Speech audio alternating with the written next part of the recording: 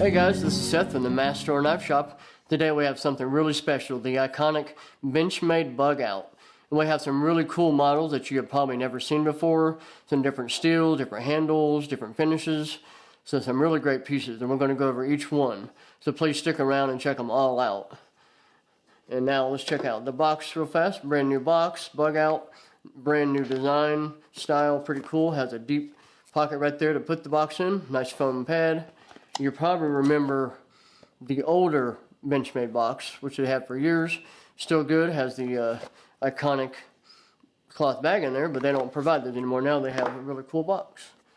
And now we can talk about the Benchmade Bugout.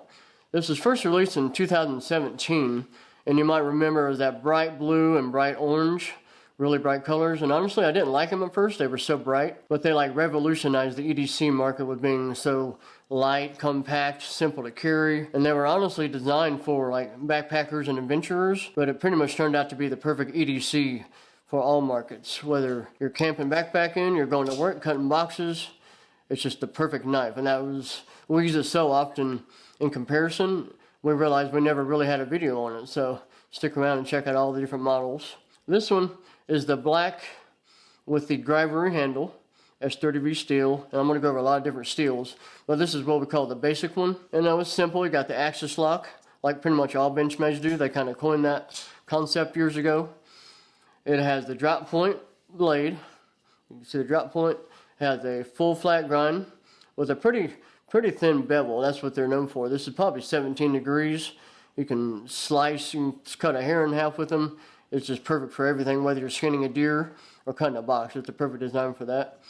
And it's ambidextrous, as pretty much all Benchmades are.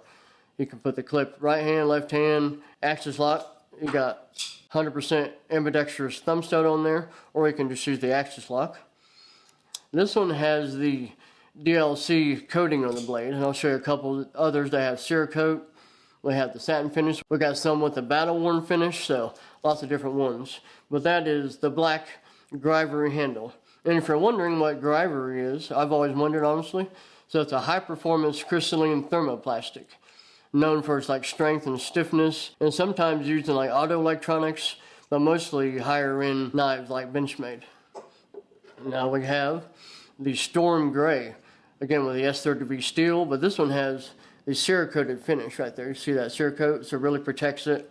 I like that kind of rough look to it. Same knife otherwise, same handle, Grivory handle. And then we have the anodized aluminum in the blue color. Again with the Cerakoted blade. Really nice, very light, easy to open, super smooth action. And that's actually not even on ball bearings, it's on a bronze washer for the most part. Some of the other upgraded models might have a different pivot, but these are super smooth for just being washers. I like that one, really cool colors. Cool thumb stud on there, anodized aluminum. I'll leave that one open. And then here is something pretty new to the market. This is the burnt brass. And then again, it's aluminum, anodized aluminum, but really cool color. And this has the battle worn blade finish. It's a DLC coating they call battle worn. Pretty cool. Again, with that same thumb stud, really smooth action, super easy to open, and just so light. I'll go over the specs in a little bit, but once you hold one of these, you'll understand why they're so popular. And then lastly, we call it Richlite, and this is redstone with a aluminum bolster up here on the satin finish on the blade. Pretty cool. I like that one. That's probably my favorite out of all these. And now we can get into the specs. And remember, if you want to see the specs and pricing and links to purchase, they are in the description. Now let's use this one for our specs here. Overall length is about 7.5 inches. Blade length coming in at 3.24. And the weight, in general, they are 1.85 ounces, super light. Like this one is the 1.85. They might get a little heavier, minimal, by the time you get the Richlite or your aluminum. But in general, under 2 ounces is pretty good. They're just a feather. And that's how they designed them. You don't want to weigh your pack down or your pocket down, whatever you're doing with it. So a really good design on that. And now let's get into the different steels. We have so many to go over. I don't want to take up too much of your time, but I will show you on our steel chart here. Now, like the basic one we had with the black and the Storm Gray has the S30V steel. And remember, we have edge retention, toughness, and stainless. and S30V comes in right here. So we got good edge retention. Not bad on the toughness, not as good as some, and then really good on stainless properties. And we have some at the S90, which is, I'll show you this one. And this one have the S90 steel. These are the more upgraded models. And you can see the edge retention, very high on edge retention. That's what they're known for, S90. Not so much on toughness. It's not quite as tough as some, but you make up for it on edge retention. And really stainless steel. I like that. And we have one more, the M390 on your burnt brass, which is the same as 20 CV right here. So really good edge retention. Not bad on toughness, and then pretty good on, really good on stainless actually. So you got all good properties, all good steels. You just have a lot to choose from. That's what makes it such a cool knife to own. You can collect all of them. What are you going to do? And now we're going to compare the size of this knife in case you're wondering how big or little it is. You can see it fits my hand well, but I have some other knives to show you the general size. So first, let's check out the iconic Kershaw Leek. Everyone probably knows what this knife is. You can see the size. Let's line it up here. Not a whole lot bigger, and the Leek isn't huge, obviously. And then you have the Spyderco Manix, a little bit bigger.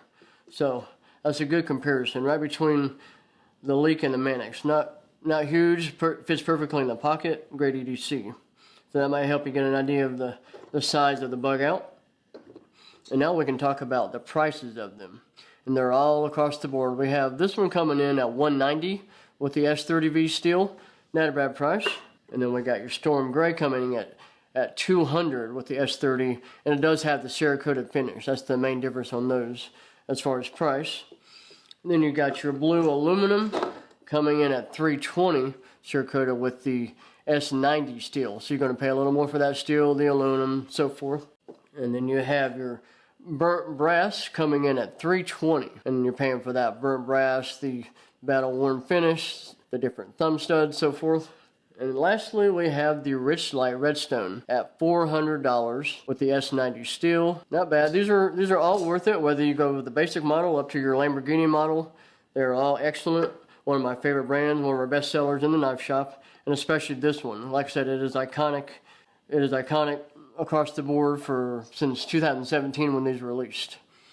And I hope y'all found this information helpful. And before you go, please hit that like button and be sure to subscribe to the channel in case you miss any new content. And remember, hit that bell so you won't miss any new videos that we post. Thanks y'all for watching, and see you next time.